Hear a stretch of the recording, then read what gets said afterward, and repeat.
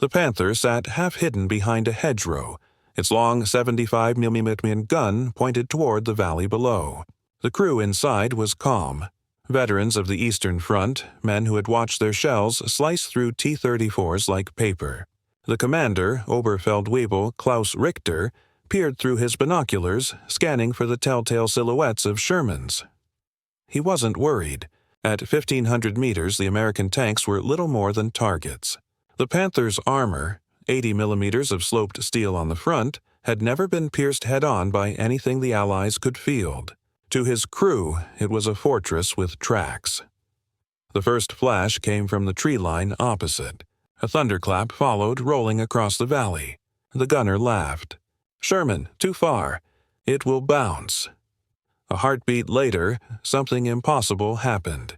A spark erupted where the glacis met the driver's plate. The armor didn't ring. It cracked. The shot tore through the transmission housing, ricocheted inside the fighting compartment, and burst out through the rear engine deck. Smoke filled the turret. The loader screamed. Klaus froze. His mind refused to accept it.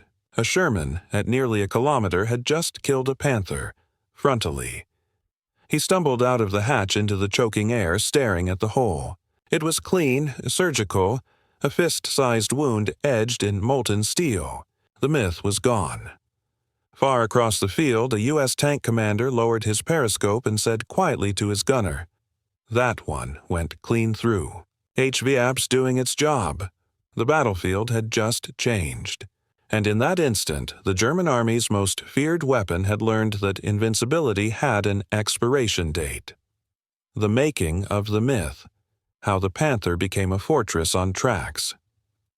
In 1943, as the smoke cleared over the wreckage of Kursk, one machine emerged from the battlefield as the symbol of German engineering supremacy, the Panther. It was fast, sleek, and lethal, a tank designed not merely to fight but to terrify. The Panzerkampfwagen V Panther had been conceived in panic. The appearance of the Soviet T-34 in 1941, with its sloped armor, wide tracks, and deadly 76.mm gun, had shaken the German command. The Wehrmacht needed an answer, and it needed one fast. The result was a compromise between necessity and obsession, a tank that borrowed the T-34's sloped armor concept but improved it with German metallurgy, optics, and firepower. By the summer of 1943, the Panther entered the field. Its KWK-42 L70 75mm gun could penetrate a T-34's frontal armor at over 2 kilometers. Its glacis plate, 80 mm thick and sloped at 55 degrees, could deflect most Allied shells even at point-blank range. When it first appeared, Allied tank crews whispered one word over radio nets: untouchable. A weapon of confidence. To German tank crews, the Panther wasn't just a vehicle. It was protection incarnate. Many of its early drivers had watched older Panzer foes burn under Soviet fire. The Panther changed that dynamic. Crews began to feel untouchable, even reckless. They learned to engage from long range, confident that enemy shells would bounce off their armor with a ringing clang. In the West, reports of the Panther's performance spread quickly. When the Allies landed in Italy and later in Normandy, Panther battalions were deployed in critical defensive lines. Each tank represented a mobile fortress. Even a single one, properly positioned, could halt an entire armored column. A captured U.S. report in late 1943 summarized it bluntly. No weapon currently available to American forces can reliably penetrate the Panther's frontal armor at standard combat ranges. This realization was devastating for Allied morale. Crews went into battle knowing their best weapon, the 75mm M3 gun on the Sherman, could not kill a Panther from the front at any distance. They had to flank, expose themselves, get within a few hundred yards, and pray they could find a side angle before the Panther's gun found them first. The imbalance was brutal, a lopsided battlefield in the hedgerows of Normandy. The first clashes between Shermans and Panthers revealed the scale of the problem. American tankers described their shells sliding off like water on glass.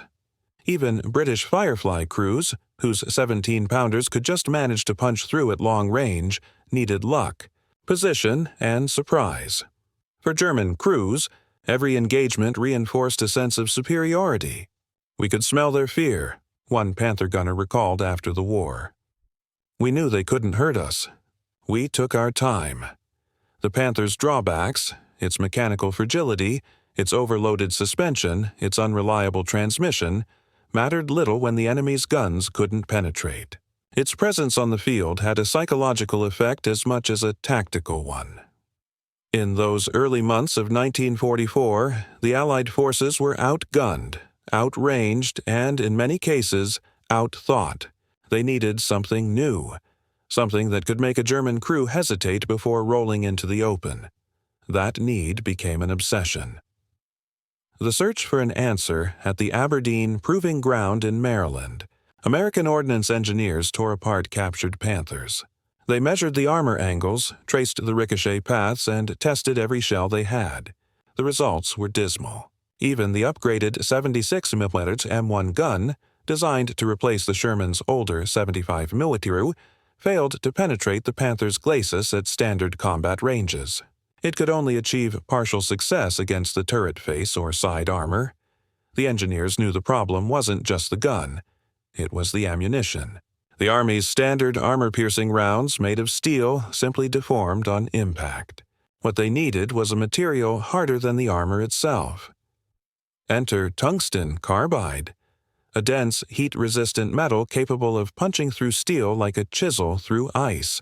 When fitted into a small sub-caliber core and fired from a sabot, a lightweight carrier that fell away mid-flight, it could reach staggering velocities. The Americans called the result HVAP, High Velocity Armor Piercing. The idea was simple. Don't outgun the Panther. Outspeed it. By early 1944, prototypes of the new HVAP ammunition were ready. Tests showed penetration of up to 140 mm of armor at 1,000 yards, more than enough to kill a Panther from the front. But there was a problem. Tungsten was rare, expensive, and needed for machine tools, cutting heads, and industrial production. The Army couldn't afford to issue HVAP rounds in bulk. Still, as the Normandy invasion loomed, small batches began to reach frontline tank battalions. Crews were told, "Save these for the Panthers." The myth of German invincibility was about to be tested by physics. The arrival of the 76mm gun and HVAP, America's answer to fear.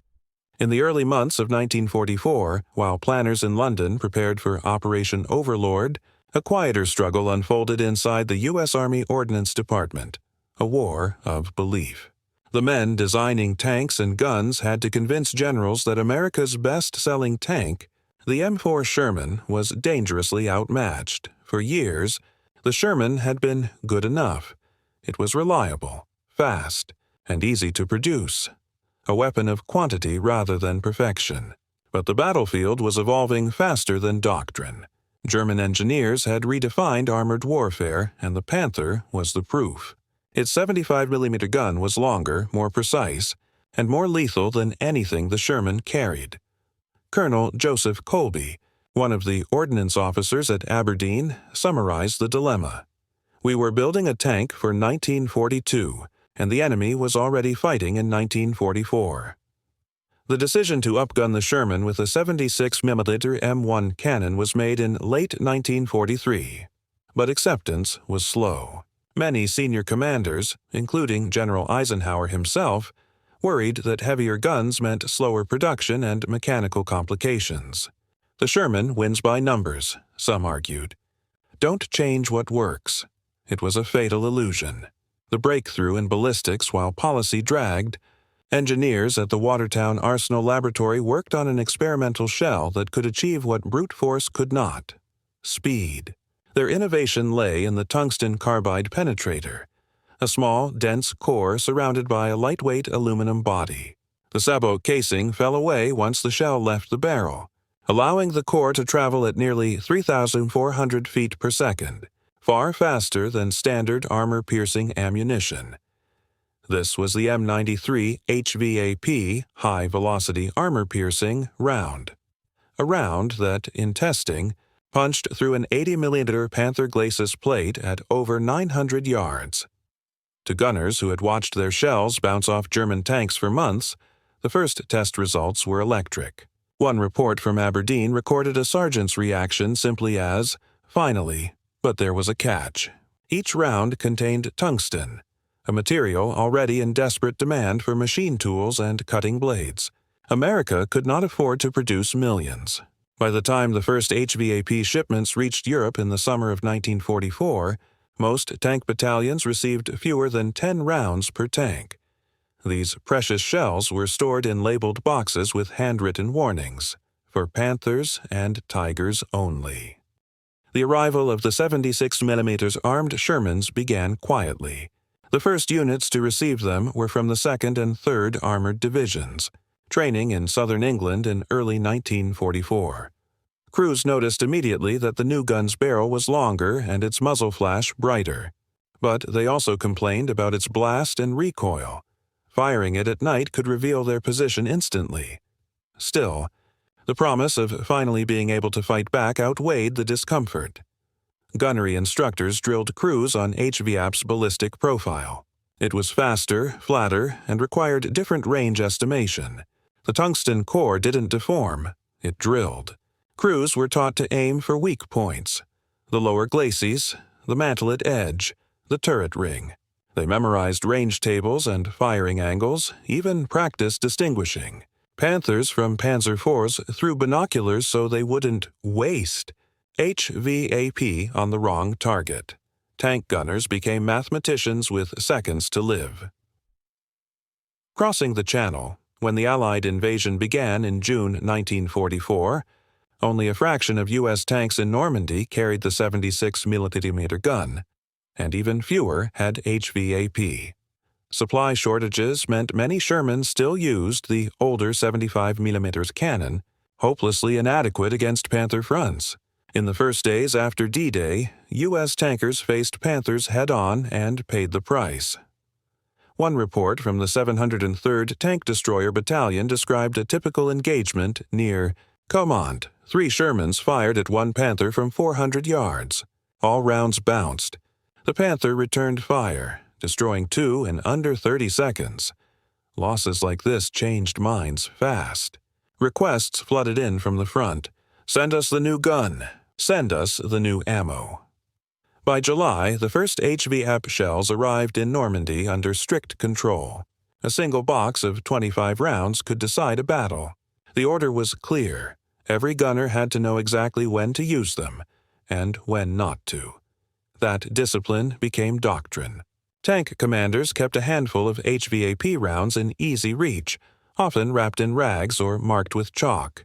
When a Panther appeared in the sights, the command was shouted like a ritual, "HVAP up." And for the first time in the war, the next sound after that order wasn't a ricochet, a quiet equalizer. The difference in performance was staggering. At 1,000 yards, the 76mm firing HVAP could penetrate a Panther's upper glacis, something previously thought impossible. At 1,500 yards, it could still defeat the turret face or side armor, and because the round's velocity was so high, its accuracy improved dramatically. American gunners began to regain their confidence. German tankers, used to leisurely duels where the first hit was theirs, started to notice something terrifying. They were being killed frontally. Reports from German panzer regiments along the Siegfried Line and Aachen sector began to include unfamiliar phrases. Enemy fire from Sherman tanks penetrated frontal armor at long range. Impact angle inconsistent with known penetration limits. The math was no longer one-sided. By the fall of 1944, the Allies had finally achieved what had seemed impossible a year earlier: parity in the tank duel. The balance had not shifted by numbers or armor, but by velocity. The Panther's psychological edge was gone. The hunter was about to become the hunted. The human turning point, when tank crews learned fear cuts, both ways. War rarely changes in a single moment, but for the men inside steel machines, moments were all that existed. The brief seconds between seeing and being seen, between firing and burning. In the summer of 1944, those seconds began to feel different on both sides of the Western Front. The American gunner who didn't blink Sergeant Walter "Red" Carmichael, a gunner in the 2nd Armored Division, had spent a month in Normandy firing shells that might as well have been pebbles. He'd seen his rounds bounce off Panthers so often that he stopped looking for results. "We'd hit 'em and just wait for the flashback," he recalled. You could tell the sound, that dull clang, like hitting an anvil. Then came the day the supply truck brought boxes marked M93 HVAP. The platoon gathered around them like men unwrapping a miracle. The rounds were smaller at the tip, strange-looking with polished steel noses. "They said these'll go through anything," Red remembered. "We didn't believe it until the first time we fired one." Outside the French village of Mortagne, his Sherman caught a panther moving across a field, half a mile away. Red loaded one of the new shells, adjusted elevation, and fired. The flash lit the interior. He didn't hear the clang this time. He heard a dull, solid thump. Through the gunner's sight, he saw a thin ribbon of black smoke trail up from the Panther's front hull. It didn't explode. It just stopped moving. The crew bailed, one man's uniform on fire. Red said later, "We didn't cheer. We just looked at each other. We'd finally killed one fair."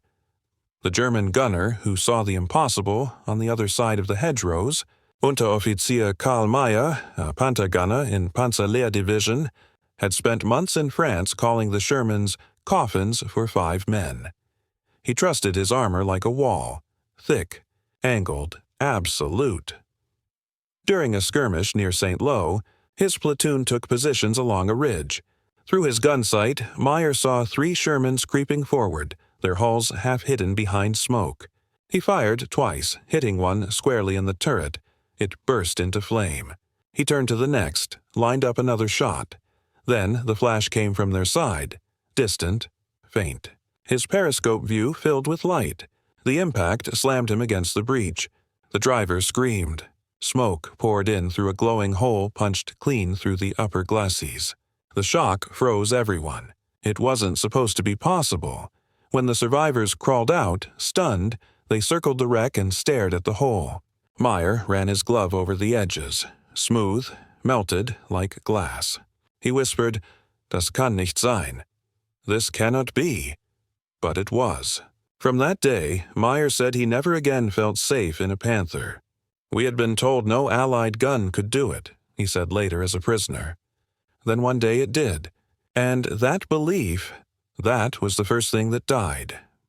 The silence between shots for both armies, the tank duel was more psychological than mechanical. Inside the turret, time distorted. Seconds stretched, every sound amplified. When a shell struck, it wasn't an explosion at first. It was a pressure wave, a vibration that moved through the bones. Crews learned to read those vibrations. Before HVAP, American crews recognized the clang of futility. After HVAP, they heard a new sound, the crunch of consequence. One German officer described how his men began reporting nervous ears. They flinched at distant gunfire, unsure if it came from a 75mm or the new 76mm firing the Blue Core round. Rumors spread faster than reports. Panthers destroyed at long range became whispered proof that the Americans had silver bullets. It wasn't superstition. It was physics finally catching up to confidence. New rules of engagement, tactics changed almost overnight. American platoons began to fight differently, slower, coordinated, deliberate. Instead of flanking recklessly, they used cover, let the 76mm tanks engage from range, and waited for the Germans to expose themselves. Tank destroyer units like the M18 Hellcat battalions became lethal. The Hellcat's light frame and 76mm gun-firing HVAP meant it could move, fire, and relocate before the enemy even traversed his turret.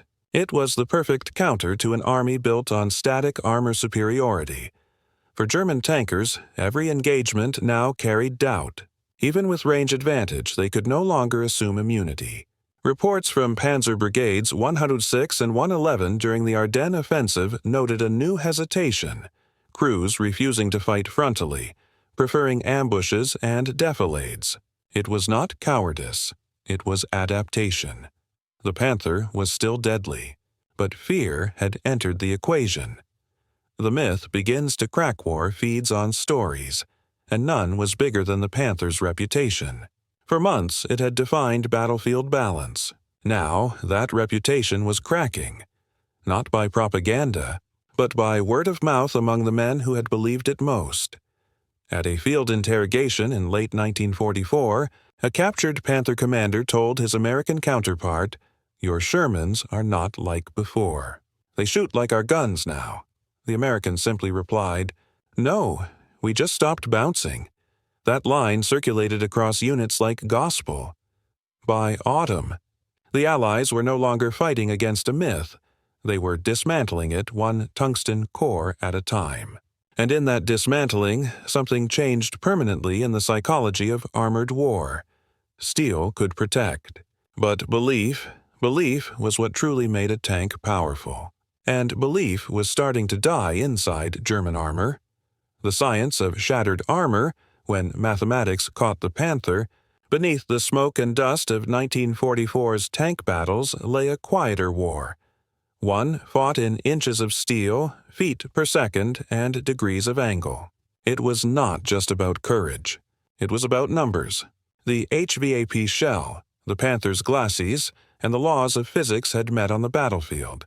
And for the first time, the math was starting to favor the Americans. To understand why the Panther had once seemed immortal, one had to look at its glacis plate, 80 millimeters thick, sloped at 55 degrees. On paper, that angle turned 80 millimeters of steel into the equivalent of 140 mm. Then came the M93 HVAP round, and the rules changed. The tungsten carbide penetrator inside the HVAP shell wasn't large, but it was dense, roughly twice as heavy as steel by volume. When fired from the 76-mm M1 cannon, it left the barrel at 300-400 feet per second, a speed so high that even at 1,000 yards it still carried enough kinetic energy to shear through armor that had previously been invincible. The result was not a shattering impact like traditional shells. It was surgical. The round drilled, melting the contact point through friction, punching a perfect circle through armor and ejecting a cone of molten spall into the crew compartment. Crews called it the white flash. Survivors rarely described it twice. Velocity versus thickness. Tank warfare had always been a race between velocity and armor thickness. The Panther had briefly won that race in 1943, but by late 1944, it was losing, not because its armor got worse, but because the speed ceiling had been broken. At Aberdeen, tests showed that a 76mm HVAP round fired at 1,000 yards could penetrate to 140 millimeters of vertical armor, more than enough to pierce a Panther's glacis even at its slope. In the field, results varied. Terrain, weather, and impact angle mattered, but even conservative estimates proved alarming for German analysts. For the first time, a Sherman could engage a Panther frontally at 1,000 yards and expect a kill. That number, 1,000, carried more weight than any statistic. It was the psychological distance of safety. For a year, German crews had trusted that if the enemy was a kilometer away, they were safe. Now that assumption was gone. One Wehrmacht report captured the shock succinctly. American 7.6 cm gun appears capable of defeating Panther frontal armor at ranges exceeding 900 meters. Immediate countermeasures required, but there were none. Armor that lied. The Panther's strength had always been its geometry, not its metallurgy. Its armor, though thick, was not immune to flaws. Wartime shortages meant lower quality steel, brittle under impact. Repeated hits, even non-penetrating, could cause microfractures, turning the glacis into a trapdoor for tungsten. The HVAP's impact exploited those flaws perfectly. When a tungsten core struck the plate at high velocity, the steel didn't deform. It cracked along stress lines, multiplying the internal damage. Even if the round didn't pass completely through, the spall it generated could turn the crew compartment into a blender of red-hot fragments. Captured German engineers later admitted the Panther's armor was never designed to resist such kinetic extremes. One report from MAN, Machine and Fabric Augsburg-Nürnberg, the tank's manufacturer, noted no practical adjustment to thickness or angle will fully defeat subcaliber tungsten projectiles at present velocities. The race had been won not by thicker armor, but by smarter ammunition, invisible advantage, accuracy. HVAP's lighter sabot meant higher muzzle velocity, but it also offered flatter trajectory. In tank combat, that mattered more than brute force. Gunners could aim directly at a target center mass without adjusting for drop. Range estimation errors, the bane of every battlefield shot, became less fatal. In combat reports from France and Belgium, U.S. tank destroyer crews consistently described first-round hits with HVAP rounds out to 2,200 yards. One M18 Hellcat unit noted proudly, "It's no longer about who shoots first. It's about who lands first." For German crews, this precision felt uncanny. The advantage they'd enjoyed through superior optics and longer barrels was evaporating. The battlefield, once tilted toward them, was now level. When fear changes direction. The physics of penetration translated quickly into psychology. Before HVAP, American tankers approached duels with resignation. Flank or die. After HVAP, German crews began to feel that same weight of uncertainty. The moment of invulnerability was gone. Even the Tiger I, heavier, slower, more armored, was not immune at close range. The Panther, the symbol of German technical mastery, was suddenly mortal. Tank commanders who once sought open engagements now ordered ambushes, defilade positions, and fallback points. Their confidence, that intangible armor, was punctured as cleanly as steel, and for the Allies the change was tangible. They began advancing not with desperation, but with purpose. The battlefield's sound changed. Fewer ricochets, more penetrations, shorter fights. The thunder of long-range duels gave way to the brutal efficiency of one decisive shot.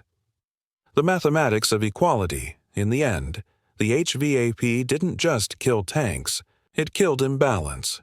For 2 years, German armor had dominated through a mixture of engineering brilliance and enemy inadequacy.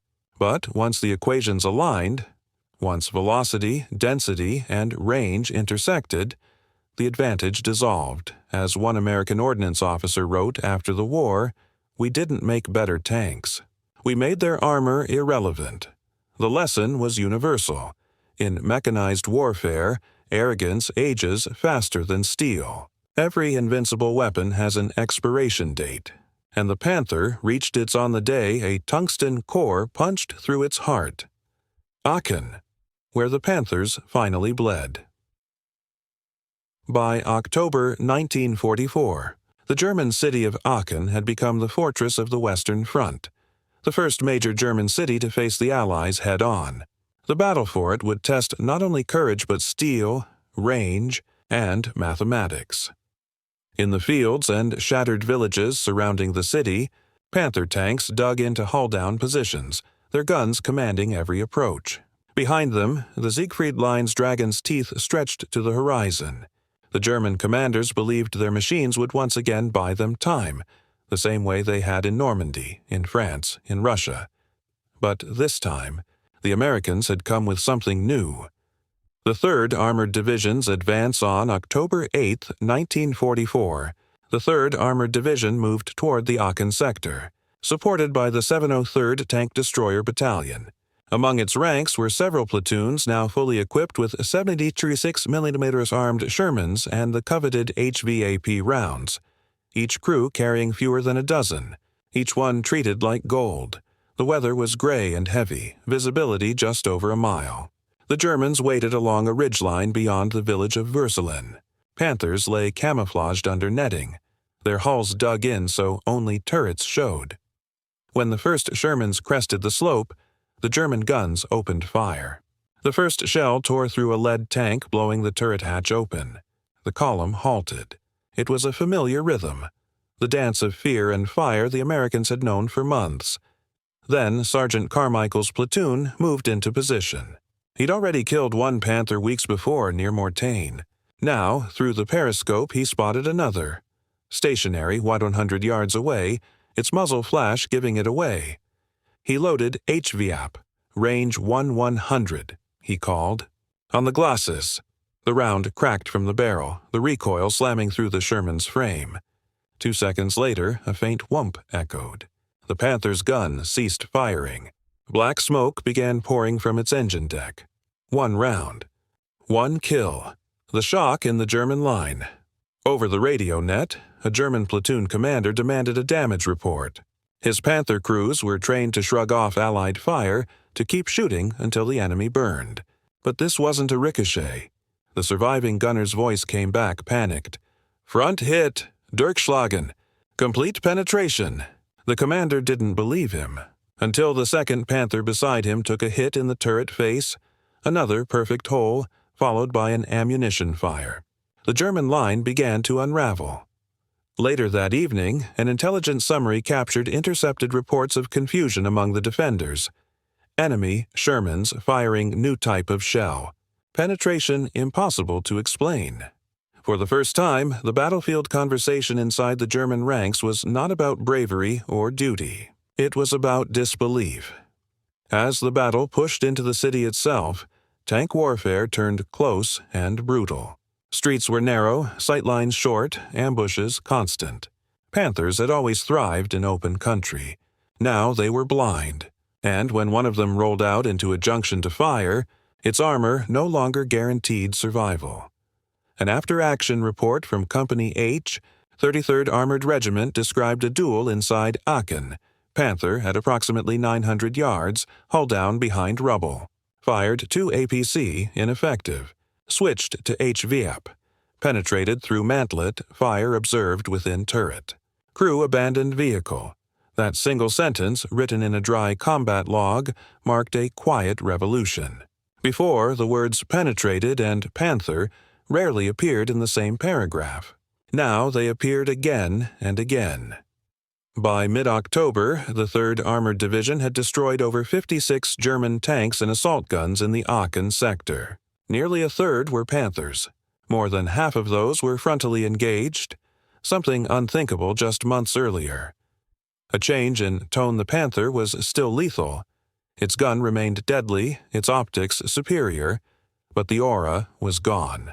The Germans. In late October, U.S. Army ordnance teams inspected the battlefield wrecks. They measured holes, took photographs, and gathered fragments for analysis. One report from the Armor Board at Isigny concluded M93 HVAP performed beyond predicted values.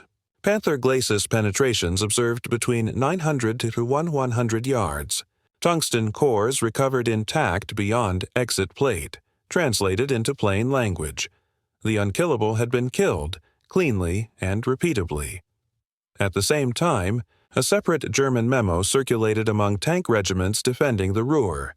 Enemy tungsten core ammunition effective against front armor. Maintain defilade where possible. Avoid frontal engagement at long range. In one paragraph, the entire doctrine of German armored dominance had been reversed. Avoid frontal engagement. The weight of realization. For German crews, the psychological toll was immense. The Panther had always represented certainty. They'd been told it was proof against anything short of a tiger-sized gun. Now, every flash in the distance could be the one that proved them wrong. After Aachen, American gunners began referring to the HVAP shell simply as the answer. It didn't just pierce steel, it pierced fear. They no longer needed to flank, to die first, or to pray for air support. They could stand their ground and fire back with faith in physics. And with that shift, the Western Front itself began to tilt. The German tank arm had lost its shield, and without it, even the might of its guns could not stop the advance. The Panther still looked magnificent, angular, imposing, perfect in silhouette. But now, behind every plate of armor, every German crewman carried the same invisible wound. Doubt. The Ardennes, when the Panthers realized winter couldn't save them. December 1944. Snow buried the Ardennes in silence. Trees stood heavy and still, muffling sound like a blanket.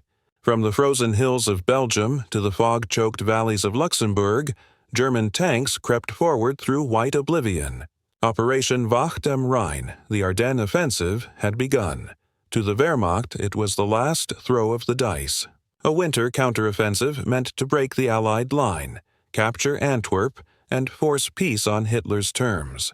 The tip of that spear was the Panther. Hundreds of them rolled through pine forests and villages, engines growling low, mufflers steaming in the frigid air. For months, their crews had been told the same thing. The new American guns are rare, the tungsten is limited, and winter will favor you. But the snow did not hide physics, and the cold did not change velocity. Fog, frost, and the first shock on December 19th near the town of St. Vith. A platoon from the 2nd Panzer Division advanced cautiously along a tree-lined road. The lead Panther broke through the mist, only to take a single shot to the front. The shell didn't ricochet. It entered just above the driver's vision slit, burst inside, and vented fire through the turret roof. The second tank halted. Its commander stared in disbelief. From the front? Impossible! He turned his turret toward the tree line, searching for the source. Nothing but snow and shadow. Another flash, this time from the flank. Another clean kill. Hidden 200 yards away, M36 Jacksons of the 814th Tank Destroyer Battalion had been waiting. Each mounted the 90mm gun, a weapon already powerful. But two of their gunners carried a few HVAP rounds marked with yellow bands. The first had been enough. The snow muffled the sound of the impacts, but the result was unmistakable. In minutes, a German column that should have dominated the field was reduced to burning silhouettes in the frost. A U.S. sergeant watching through binoculars muttered, "They finally bleed." When ambush became a gamble, the German plan depended on surprise. Panthers waiting in ambush, striking before the Americans could respond. But now, surprise was no longer a guarantee of safety. At Bastogne, near the village of Neuville, Panthers from the 2nd Panzer Lehr Division engaged Shermans from the 10th Armored Division. The Germans fired first, knocking out 2 tanks. The rest withdrew behind smoke as always. But when they re-emerged, they fired back from over 1,000 yards. The German gunner in one Panther saw the incoming tracer arc toward him, straight and fast. He braced for the familiar ricochet. Instead, there was a blinding flash and a sharp metallic crack. The front plate peeled open like torn paper. The loader beside him never moved again.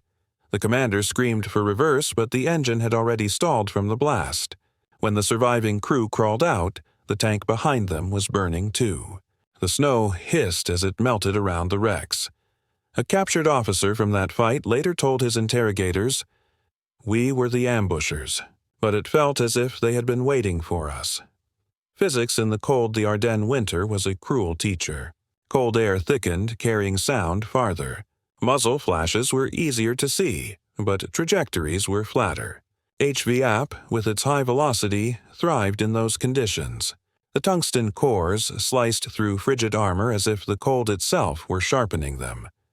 In after-action reports from the 703rd Tank Destroyer Battalion, gunners noted multiple kills at ranges previously deemed impractical. One commander wrote, "HVAP performed beyond expectation. Panthers engaged and destroyed frontally at 1,200 yards, temperature 18 degrees Celsius." Meanwhile, German workshops received increasingly desperate requests. Need thicker glacis or improved slope. Current armor inadequate versus new American ammunition. The reply from Berlin was bleak. No material available. Conserve existing vehicles. The front was collapsing under both artillery and arithmetic. The battle for Clairvaux, in the hills north of Clairvaux, on December 21st, another duel unfolded. Panthers from the 26th Volksgrenadier Division entered the town just after dawn, their engines echoing between ruined buildings. Hidden in a field overlooking the road, an M18 Hellcat waited, its crew shivering, half frozen, half awake. Sergeant Leroy Powell, the gunner, whispered, "Range 900. Panther lead." The commander nodded. HVF up. The first shot struck low, through the glacis right below the driver's viewport. Flames shot up instantly. The second Panther turned its turret trying to locate the source. Powell fired again. The round hit the turret ring, ricocheted upward, and exploded inside. Within a minute, 2 of Germany's best tanks were silent, blackened hulks in the snow. The Hellcat backed off, its engine whining in reverse, vanishing into the tree line. For Powell's crew, that engagement became a legend. For the German survivors, it was something worse, proof that even ambush positions no longer promised safety. The sound of Doubt German radio intercepts from late December tell the story in fragments. Calls for reinforcements filled with disbelief. American 7.6 and 9.0 cm guns piercing front at over 800 meters. Tungsten ammunition suspected. Recommend avoiding open areas. Armor no longer secure. The tone had shifted from command to survival. Crews began digging hull-down positions deeper, hiding tanks under barns, behind stone walls, anything that might absorb the first hit. Panthers moved at night, engines off by day. They fought from fear, not from dominance. The winter that was supposed to hide them had only made their deaths more visible. Black smoke against white snow. A war of fading confidence. By January 1945, the offensive had failed. The Panther battalions that returned across the Rhine were ghosts of their former selves. Half strength, their crews exhausted, their faith in their armor gone. A post-war German analysis summed it up with chilling brevity. Enemy tungsten core projectiles nullified the advantage of frontal armor. Panther effectiveness reduced by 1/3 due to psychological impact alone. No amount of propaganda could undo what every surviving crewman now knew. The Americans could kill them. Frontally, at distance, in any weather, the Ardennes marked the end of an era. The Panther had entered the war as the perfect predator. It left as proof that perfection dies the moment innovation arrives. When the snow melted in spring, the fields of Belgium revealed what the winter had hidden. Hundreds of burnt-out Panthers. Their glacis plates pierced clean through. The holes were round, neat, unglamorous. Each one told the same story in a single line of tungsten truth. The myth had ended. The fall of confidence, when steel couldn't protect faith. By the spring of 1945, the Western Front had transformed. The battles no longer felt like duels. They were pursuits. German armored formations, once the sharpest instruments of blitzkrieg, were now battered, cornered, and afraid. The reason wasn't just fuel shortages or Allied air power. It was a psychological collapse. The Panther, their symbol of invincibility, had proven mortal. Interrogations of captured tankers in February 1945 revealed the same pattern of disbelief. A German lieutenant from the 9th Panzer Division, taken near the Roer River, told his American captors, "When we went out, we expected to return. Now we go out and we pray." For 2 years, German training had preached that the Panther's sloped armor made it immune to frontal fire. Crews memorized range tables that told them no Allied weapon could penetrate them beyond 600. The Allied advance into Western Germany was methodical. By now, nearly every Sherman in the front-line armored divisions carried the long-barreled 76 mm gun, and supplies of HVAP, though still precious, had become more consistent. Even tank destroyers like the M36 Jackson and M18 Hellcat were stocked with the new ammunition. German defenses cracked not only because of destruction, but because of speed. The psychological shift allowed American commanders to engage Panthers frontally instead of wasting hours maneuvering for flanks. The math had reversed. Every engagement they could win head-on shortened the battle, saved time, and saved lives. An after-action report from the 5th Armored Division, February 1945, captured the new reality in cold terms. Panther effectiveness significantly reduced. Morale impact of tungsten core ammunition cannot be overstated. Crews confident in engaging any target within visible range. Where once the word Panther inspired caution, it now elicited a challenge. The Panther's silent death by March. Many German tank crews had begun sabotaging their own vehicles when fuel ran low. They no longer tried to save the machines for later fights. The tanks were burdens, not blessings. In several recorded cases, Panthers were found abandoned with full ammunition racks, their engines intact. A German technical officer interviewed post-war explained why we no longer trusted the armor. We trusted distance, and even that disappeared. The famous silhouette, the broad hull, the long gun, the proud turret, had become a target rather than a threat. Allied gunners were trained to recognize its shape instantly, to aim high on the glacis or dead center on the mantlet. Even the sound of its engine, once the prelude to terror, had become a signal for an HVAP shell already chambered, and in the words of one American tank commander from the 4th Armored Division, "Once you know the big cat can bleed, it stops being a monster. It's just another hunt." The changing rhythm of battle. The Ardennes had proven a laboratory for new doctrine. The lessons learned there shaped every battle that followed through the Rhine, Cologne, and into the Ruhr pocket. No longer were tank duels drawn-out affairs. Engagements became shorter, deadlier, and precise. U.S. tank destroyer groups perfected their ambush patterns. 3 Hellcats or Jacksons forming a triangle, one firing HVAP to draw attention, the others striking exposed flanks. Panthers that tried to withdraw often found themselves tracked or hit in the rear before they could turn. By the time the Allies crossed the Rhine in March 1945, the idea of a Panther counterattack had become little more than a rumor.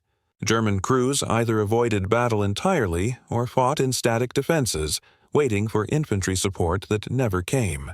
The once dominant panzer divisions were dissolving into fragments. Tanks without fuel, crews without faith, armor without purpose. What the battlefield left behind. When the shooting finally stopped, Allied engineers combed through the wreckage. The fields of western Germany were littered with burned Panthers, sometimes 2 or 3 in a row, all bearing the same wound, a clean, round hole through the front plate. In one destroyed Panther found near Remagen, the entry hole was precisely 1.5 inches wide, the exact diameter of the tungsten core from an HVAP shell.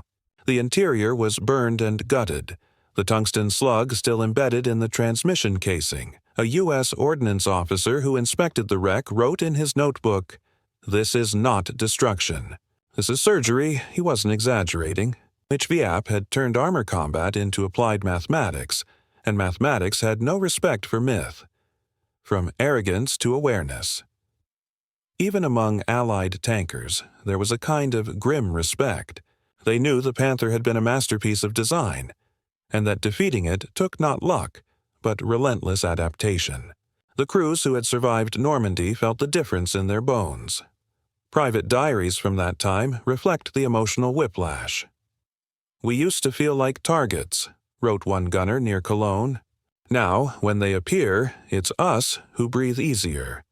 Victory didn't bring joy, just relief. Every HVAP kill was a small repayment for months of running, burning, and dying inside tin cans that couldn't punch back. The balance had finally shifted.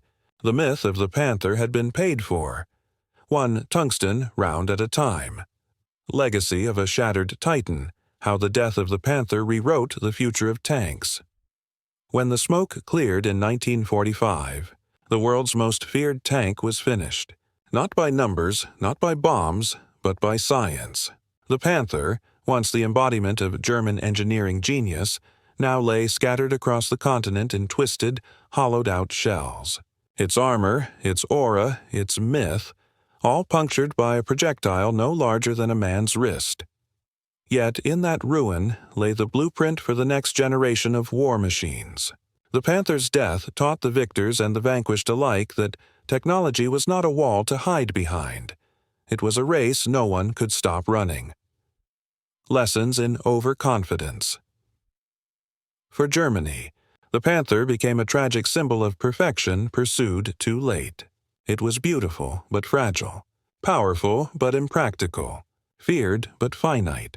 Its thick armor and complex transmission gave it an edge, but also chained it to supply lines that could no longer sustain it. Every tank that rolled off the line in 1944 consumed more fuel and labor than 3 Shermans. The German war machine had built a masterpiece for a war it could no longer afford. After the war, captured German officers admitted as much. General Heinz Guderian, the architect of Blitzkrieg, wrote, "We built a tank to win duels. The Americans built a tank to win wars." The Panthers' failure wasn't in design, it was in faith. The Wehrmacht had believed too much in armor and too little in adaptation. When a faster, smaller, smarter solution arrived in the form of the HVAP round, it exposed that flaw in a single flash. The age of velocity for the Allies. The lesson was crystal clear. Speed, not size, wins the future.